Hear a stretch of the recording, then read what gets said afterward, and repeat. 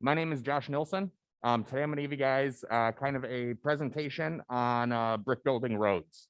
So one of the things I like to do, I like to try to facilitate conversation. So I'm going to probably be asking you guys a few questions too. By all means, you don't have to say anything. You don't have to talk, but I've spent 7.5 years as an instructor. So I'm pretty comfortable being in front of a room. And one of the ways I like to do that is to try to throw things back to you guys to get you guys involved in the conversation. So if that makes you uncomfortable, I apologize, but I'll be throwing out questions and that kind of stuff and asking for your guys' opinions as we go through things as well. Also, for those of you guys watching on Zoom, I apologize. I cannot stand still.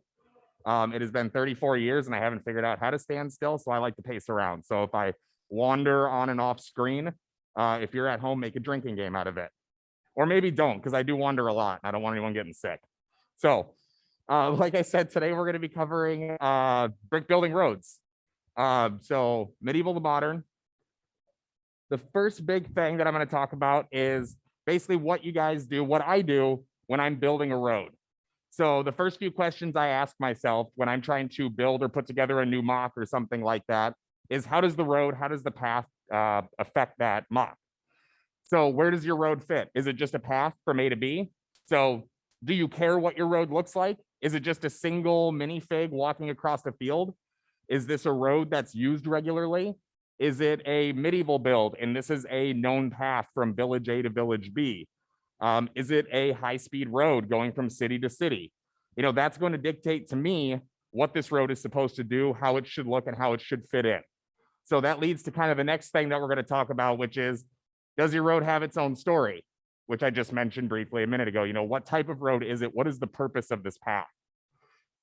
And then finally, allow yourself to use your road to enhance your build. So I'm going to apologize up front as I go through some of this. I tend to call myself out a little bit in things that I do or things that I used to do. So if it sounds like I'm saying, hey, what you do today or what your build looks like right now is not a good thing or something like that, that is not at all what I'm saying. These are just ways I've used from the things I started with building until where I'm at today and how I've hopefully gotten better at what I do or the roads that I build. So essentially the big takeaway that I hope you guys are able to take away from this is allow the roads, the paths, and the things that you guys use when you're building your mocks to become part of your mock. I see tons of awesome buildings, architectural design, castles, all sorts of things that are beautiful. And those beautiful buildings are plopped down on Lego's pre-made, prefabbed road segments. And with respect to those folks that use those, I think those things suck. There, you have this amazing build, this architectural build that I'm drooling over, and I have to carry a bucket around with me to not make other people slip on the floor. And then it's slapped down in this little road segment. I'm like, this building's beautiful, and this little plastic road sucks. So that's kind of the big takeaway that I hope you guys get from this is allow that beautiful building, that beautiful mock you've made to be accented by a beautiful story happening on the ground, underneath your vehicle, underneath your minifigs, and in the foundation of your building. All right. So I'm going to kind of start with a few different types of buildings, a few different things that you guys can keep in mind as you guys are, or as we're walking through this. So paths and trails. So things to keep in mind, just like water, animals and people tend to use the easiest route from A to B. So when you guys are building a big mock or putting something together or landscaping something, things to keep in mind is more often than not, the roads or the paths you're going to build are the easiest path from A to B. And I'm actually I'm from South Dakota. So where I am, everything is flat as hell and you can walk in any direction you want. And the only thing you're going to run into is corn. But this example is best on display around here. When you drive through the mountain passes, when you drive through the hills, very rarely are you driving a road that goes over the top of a mountain. You're going through valleys. Very often, especially on my drive out here, going through Montana, most of the roads and even the interstate that I was driving on is weaving with right next to a river because the river has already built the path of least resistance for the road to be built. So with that being said, when you guys are looking at building your guys' paths, keep that in mind because you're potentially building landscape, you're potentially building hills, you're doing something like that. So finding a way to put your path on the natural path of least resistance into your build helps give your paths and your roads a more natural look. It looks like a goat path. It doesn't look like we sat down and I said, I want to build the coolest road possible, or this is just where it's convenient for me to lay the road piece. Your road becomes part of your build, and it becomes an accent to the beautiful things you're building around it rather than a hindrance of that thing. When you guys are planning out and creating your mock, keep that in mind. Don't let your roads, don't let your paths be an afterthought. Take that into consideration in your planning of where you're going to put buildings, where are you going to put things, how do people get there, how do people go away from that? And using some of that, you can do some different techniques, which we'll get into a little bit, these different like layering options that show essentially things like wear over time. Like maybe this building that's sitting here is sitting on the bottom of a dry riverbed. Is that riverbed going to flood and wash this building away the first time we get heavy rain? Sure. But do the little Viking guys live there know that? Probably not. Who knows? I'm not a Viking. So those kind of things to keep in mind. There we go. Yep. So essentially the path of least resistance. So for any of you guys that are familiar with map reading, on this map that we're looking at, these different pieces here, these different red lines that we're seeing are essentially our ridge lines. These are the highest points of elevation that we have on this map. This is essentially a nice little cutout of a military map from south of where I live. So these little red lines here are ridge lines. And can anyone tell me, does anyone have any idea what these blue lines might be? Right, or waterways too, like valleys, natural. So when it rains, this is the Platte River. For any of you guys who aren't familiar with it, it runs like eastern Nebraska. And essentially the whole river is about 3 inches deep all the way across, because again, it's really flat out there. So there's really large meandering rivers. So this river is really shallow and actually fills up most of this valley space here. And all these different places are natural drainage. So when it rains around, here's how all the water travels to get down into the river valley. So these are the type of places when you guys are coming up with your own designs of how you want to do things, these are things to keep in mind. When you have that natural crux between two hills that you're brick building, that's a place that water would go when it rains. That's a place that a wild animal would use to walk up that hillside to get down to the river to get back. That's the place that, you know, people who live there, if there isn't an already road built there, they would use that probably to walk down the path because they're not jumping off the hillside most likely. So keep that in mind.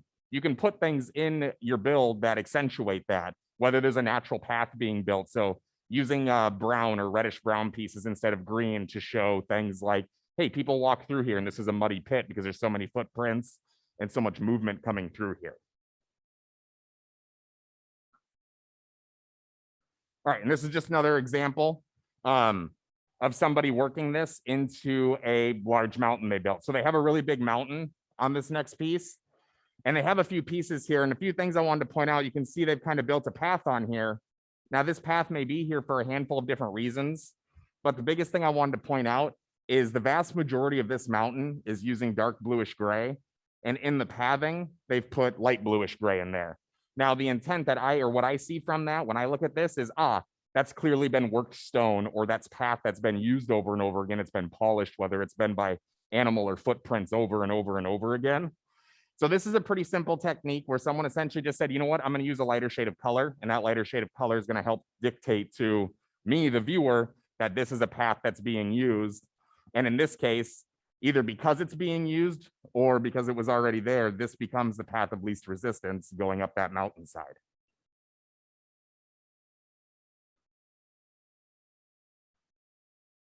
All right, so I apologize for the folks that aren't here in person, but I do have a few little example pieces I'm going to pass around just for you guys to kind of touch, feel, and see. So this first piece that I'm passing around is essentially, or I'm going to talk about it with digging in. So I don't know how most of you guys do your road techniques, but one of the techniques I've started using the last few years that I like quite a bit.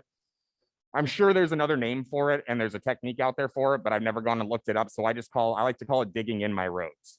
So again, rather than using like a road plate piece or building up my base of my mock and then putting a road on top of it, by planning out where my roads are going to be, I try to dig my roads in. So most often when I'm looking at something, things like the green grass or the texture that I would use as green grass on the sides, your road doesn't stick up above grass. I've never walked anywhere and had a road sitting on top of grass. Grass and plants and vegetations grow over your road. So using different techniques to dig your road in, or, you know, if you're using like a Mills, if you're using type of if you're using a Mills standard or something like that to build your roads, obviously, if you're doing a collaborative with somebody else, you need to discuss this and figure it out. But I tend to do a lot of Mills for most of my stuff. And then my roads, I'll do 2 plates with a textured plate on top. So that way my grass is always sticking up or my vegetation is always 1 plate above everything else. So rather than the roads being added to my mock later, my roads become part of the landscape that I have around me. So that piece going around is just one of those examples. You can just leave that back there whenever you're done with it. I'll come pick it up later.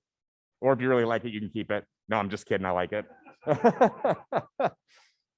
But yeah, so that piece that I passed around is essentially, and for those of you guys watching on Zoom, it's the same thing as this little picture up here. Basically, or it's very similar. I think I updated that one slightly, but the idea is it's kind of like an old Roman road. So the other things to keep in mind when you guys were looking at that too is the color that was used underneath it. So for instance, I didn't just put green underneath the tile plates there. I used something else. So oftentimes, in this case, I used a light tan. Now that light tan could represent a handful of different things. Is that light tan a type of concrete that was used? Is it a type of crushed gravel or dirt that was thrown down before the roads? In the case of old Roman roads, is it I think it's still better but older version of concrete that they threw in between stones when they buried them into the ground? In that case, that's kind of the texture I'm going for here. So putting in something tan underneath that road isn't to necessarily dictate everything sand underneath it, but it's to give it a different texture and a different color. All right, and this is just a little bit more on that. Like I said, people don't, nowadays, people don't build roads. They don't just stick roads above grounds. One of the few exceptions you might see to that is modern day stuff. All the interstates and highways we drive on, the vast majority of those are actually risen up or they're built on earthen mounds to some degree. In a lot of cases, those are done to make sure you have things like, you have your earth foundation, you have subgrades, subbase, you have all sorts of different stuff that goes into concrete and asphalt work, that they're actually putting down different types and different grades and layers of dirt and rock to help the road last longer. And in a lot of cases, especially like the area of the country I'm from, having those roads built up also work as natural levees because everything's so flat that if you get 2 inches of rain, everything floods. So every road also works as a little bit of a levee as well, which is kind of nice. So when you have these, so that is one thing to keep in mind, and one major exception to the rule of I usually dig my roads down a little bit is unless I'm doing like a highway or an interstate, I'll actually go out of way to build my roads on top of something and do 1 or 2 layers of plate to kind of show that the road is going up a little bit. So again, the overall thing that I try to keep in mind is just actually going and looking at a few pictures of what's actually going on the road I want to build. All right. So I'm going to pass out another example, which is very similar to the picture that I have on there. This is just a nice little brick-built road segment using a few relatively basic techniques. I mean, there's nothing super special about that. It's using snot pieces along the side and brick building road sideways, which allows me to put a little bit more detail in things like making paint lines and stuff like that using like 1x plate pieces. So as that's going around, the one thing I do want to point out, because I see a lot of people using these and I really like these, but just like the one little tiny piece I built that you guys will see or are seeing right now, does anybody, and I know only a few of you guys have seen it so far, do any of you guys have any critiques on me for that? And it's okay, this is part of the, yes. These ones? That is really funny you bring that up because I showed my wife this picture up here. I'm like, what do you think of this cool little road? And she looks at me and goes, you did the stripes backwards. Do you not pay attention when you drive? And I had to have a little self-reckoning and went, apparently I don't pay attention when I drive because they are backwards. But with that, and actually, to be fair, it was about a 5-minute argument of being like, no, that is how they look. And she had to like walk me outside and go, look, you're wrong. So attention to detail, right? Actually paying attention. I could have just walked outside and been like, what do stripes on roads look like? But no, I just built one and said, this looks pretty. So that's one thing. Anything else that you guys, yeah.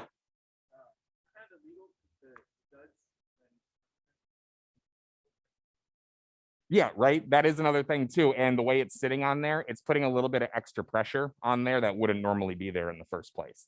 So yeah, it can be a little bit more stressful on the bricks, laying them down that way and the way that things are overlapped as well. Anything else? Yes, sir. Yeah. Yes, absolutely. The drains don't really make sense sitting on the curbs themselves. I should have done the same technique I talked about in the last one and maybe just done 2 plates and made that a 3rd plate so they were recessed into the sidewalk, right? Or into the curb a little bit. But yeah, these are all good things so far. One of the things that I specifically wanted to point out on this is I find this overall to be intensely boring.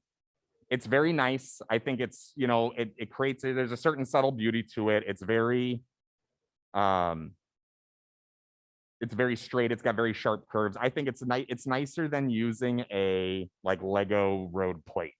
But has anyone ever seen a road that looks like this? Unless it still has cones sitting on it and no one's allowed to drive on it, right? Roads have scars, they have marks, they have character to them, whether it be good or bad character. In most cases bad, especially when we're trying to bring mocks here from our homes and we hit that same pothole and say all sorts of curse words because we know something just broke. But that being said, that is the realism in the roads that we see. So feel free to use this and busy this up a little bit more. I've never seen an intersection that doesn't have tire marks screeching all the way up to it and burned into the road, right? So it's great to have your roads and have crosswalks and stuff in them like that. Use some dark gray plate or black plate. Create some of those things in the roads that help give that detail to it. Build the story in your road. Hey, this is an intersection and maybe the light turns red way too fast, way too often, and every other car that stops here slams on their brakes. You can have those kind of details in the busier parts of your town. Have those details built into your road. It helps tell that story better to say, this isn't just a cool town with 15 skyscrapers. This is also a nightmare to try to drive through at 5 p.m. because everyone's trying to get home. And there's signs of that built into your roads.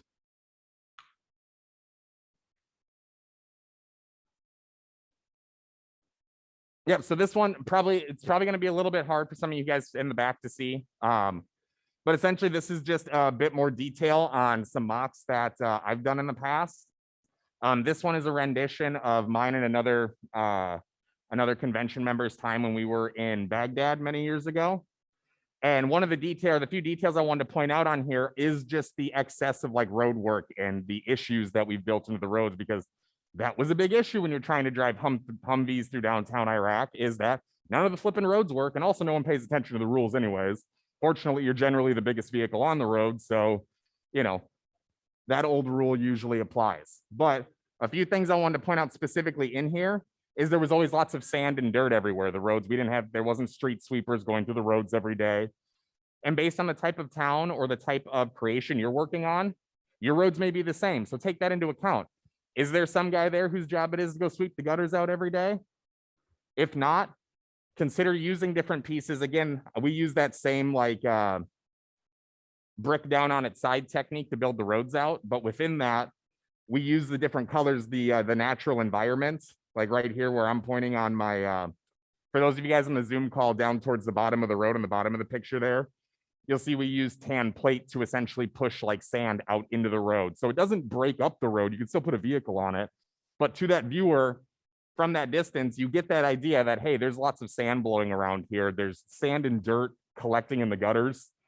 We've done other things like in some parts of it here, the white line's covered up in sand, and other parts it's not, to try to give you that effect that, sometimes it's just a little blowing dirt, sometimes it's a pile, that kind of thing.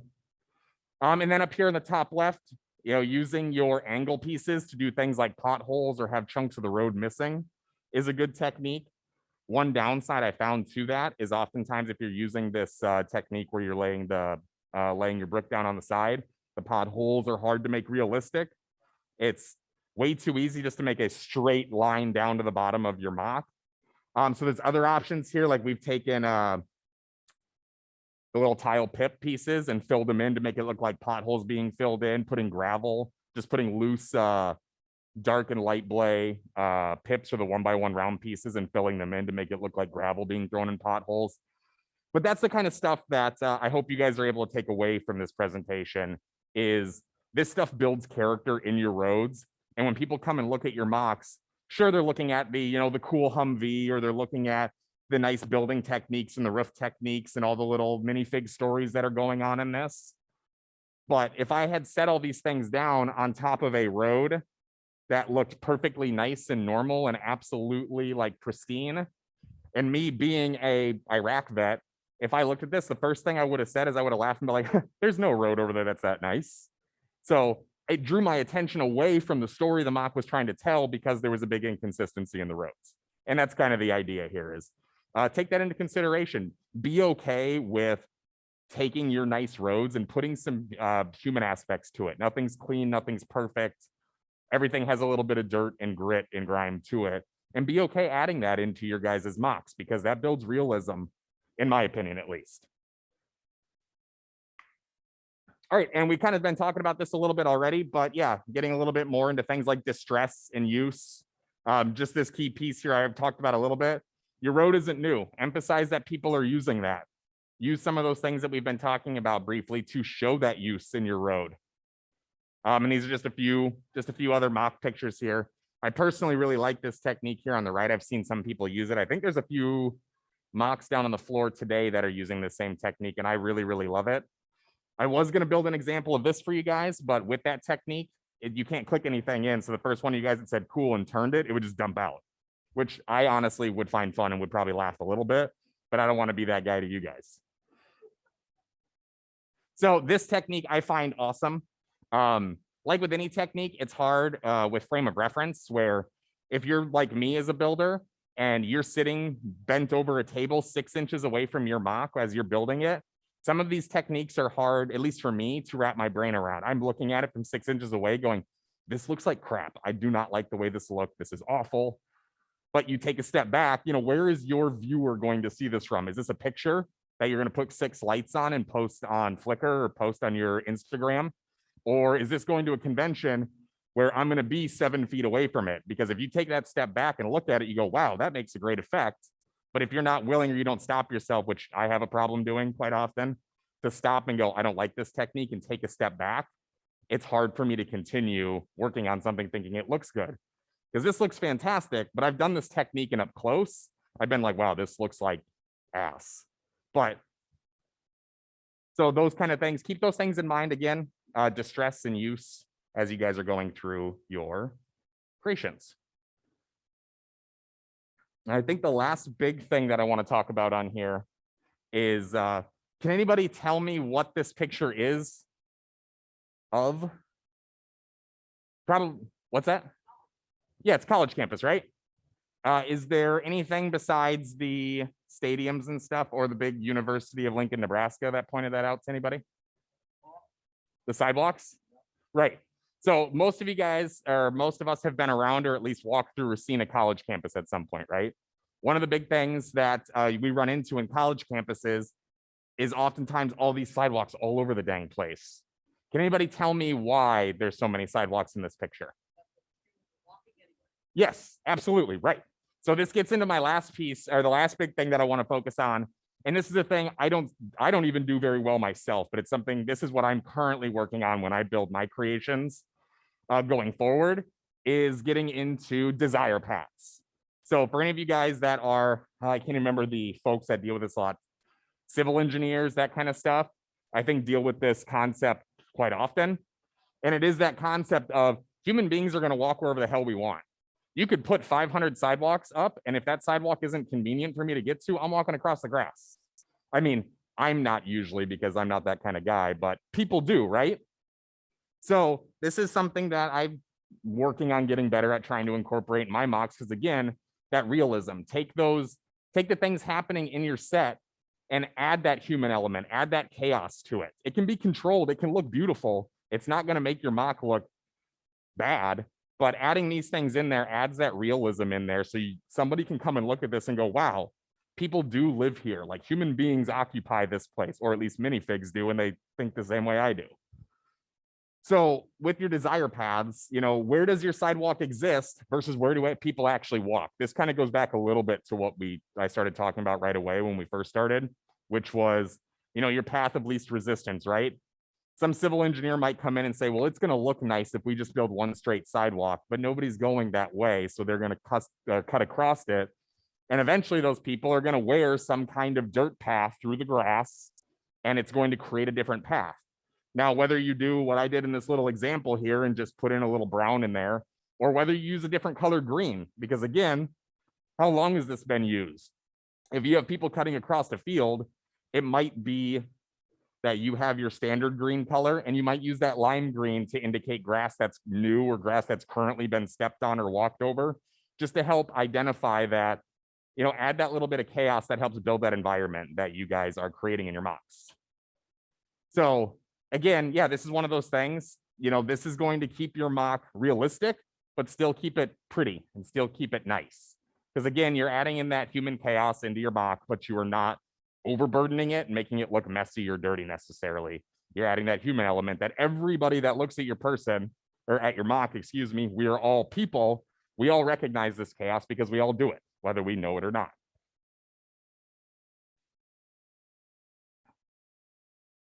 All right. Yeah, I think that's everything that I wanted to essentially walk through and just talk through with you guys. Does anybody have any questions or anything or any conversation points? Any experiences you guys have trying to work with roads, paths, or anything in your mocks? Yeah, and I think that's a really good thing. You could use that, take that detailing that we talked about a little bit and add that detailing into your road. It doesn't have to be a straight line, because very few things in nature are actually straight lines, and that's part of the beauty, I think, of working with Lego, is you take all these straight lines and blocks and square pieces and try to make it look natural and make it look realistic and a little bit messy, but you could absolutely incorporate a few changes in shade and color into the road to help emphasize that. Absolutely. Yeah. Anything else? Any other questions, observations? Yes, sir.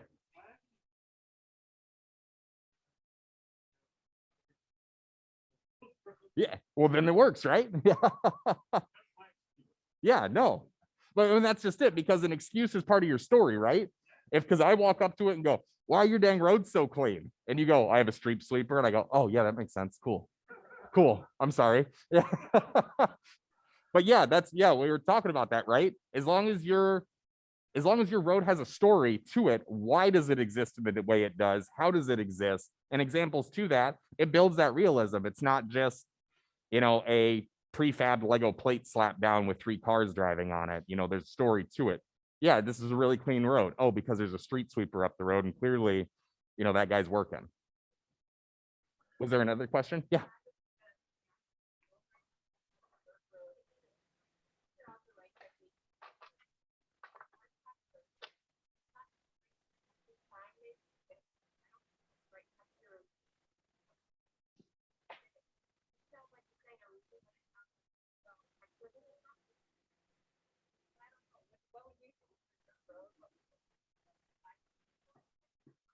I think that can work. And I think you're probably going to get a little bit of a shine to it regardless, just because of the nature, especially if you do like sideways building on it. But you can help affect that or help break the image up to the eye if you use different shades of brown. So you're using like reddish brown versus standard brown versus like dark brown, and you're using like 1x1s and putting that in there. I think that peppers it up a little bit. Other techniques, if you were to use, like if you wanted to try to like tile the top of it, adding a few studs in there intermittently to break the tile up, I think helps. But at least that's what I do. And I'm sure you guys all have a half a dozen different examples of what you guys do as well. That's one thing I do. I like to try to use the color palette Lego's given us to break things up enough that, yeah, it's still really smooth, but when the color's broken up, your eye breaks it up too. And you go, oh, there's texture and depth in a lot of this. So that might be a method to use. Yeah. Couple questions on Zoom when you have a chance. So one question is, when you do roads, how do you make them random? Oh, like when you do roads, how do you, what are some good ways to randomize them? I think one of the things I do, and there was one example, I apologize, I didn't pass out here. See if I can't get this a little closer to the camera here. So something like this, where you just have a few different shades of like pips on there. For me, and I'll pass this around for you guys too. And I've seen other examples that people have. One of the things I do is the pieces I use for like gravel roads a lot, I actually have all those pieces just mixed together into one tub. And so when it's time for me to build, I just reach in blind, grab a handful, slap it down, and then just start going. And I start putting things down. I have a few like simple, little like mathematic rules in my head. Like I don't like to have more than 5 pieces of the same color touching each other, but that's just my own internal rule in my head where I may be randomly putting pieces down and go, oh, wow, I picked up a whole bunch of light blay at once. I am going to put one dark blay in there. But usually I mix the different colors together and I just grab a big handful and start randomly putting them together. And for me, that gives the best level of randomness to it. Otherwise, our brains, brains want to make patterns as often as they can. So if you let yourself go, oftentimes you end up with a pattern without realizing it. So that's at least one method I use. So if you use a Mills plate, how do you get it so that if you use a Mills plate, how do you get it when the cars like get swallowed up? You like take half the car off, and so even though it's only like 3 plates deep, the car gets kind of halfway in there. I'm sorry, I'm not sure if I understand the question. Okay, so you have a Mills plate, it's only so deep, and you want to make a sinkhole that swallowed up a car. Oh, yeah. So do you build up the plate, or do you decrease the amount of the car that's showing, or both? Or you can do both. That's a really good question. So for the rest of the folks here, I realize I can barely hear them, so you guys can't hear those questions either. So the question is, when you're doing something like a mill standard road, if you wanted to do like a big sinkhole or something like that maybe a car's fallen into, what's the easier method? Is it to build up your, to build outside of that mills and maybe build your set up so the whole car is actually falling into the sinkhole? Or do you brick build half of a car and have that car falling into the sinkhole where the other half doesn't exist? And I suppose my answer would be, it depends on how much brick you have. It's usually the biggest answer. And then also, what does the rest of your set look like? For me, the stuff that I have on display this weekend is all built way up high. Like it's a cross section cut into a mountainside that's like 3 feet tall. So of course, if that's what I was building, I'd build the whole car and have it falling down into the hole. Because you could also, if it's the front of your mock, you could cut away part of that and show the car underground falling into a sewer or something like that, and have a crocodile and a sewer person being terrified and running away from the car. But the picture that I had displayed of that mock that I did in like Baghdad, where it was all just like mills, I would build half of a car and have that car sticking out. So really, it depends on what you want the rest of your mock to look like, and how many pieces you have. One more is, how do you or would you do manholes? Sorry, one more time. How would you do manholes? Oh, manhole covers. Yeah, that was another piece, that little road segment up there that I'm sure a lot of you guys do. I don't know about you guys, but I like taking the blade arch pieces and doing them back to back, so it makes a nice little perfect hole in the middle, and then just setting a manhole cover piece in there. Since we're already building the brick on its side anyways, I'm not super concerned if the studs are, all connected down there. So I like using those, the 2 like arch pieces and putting the manhole cover in between it. Because if you put them together, non-connector to non-connector, you make a nice perfect circle in the middle of it that you can use. Do any of you guys have any other methods that you guys use for like manhole covers and stuff? Seems to be, it seems to be the accepted standard that most folks use, right? Yeah, any other questions? No, I think we're good. Okay, cool. Well, thank you guys all for your time. I hope you guys were able to take at least something away today. If you guys have any questions or anything else you want to chat about, I'll be up front. Otherwise, thank you guys for your time.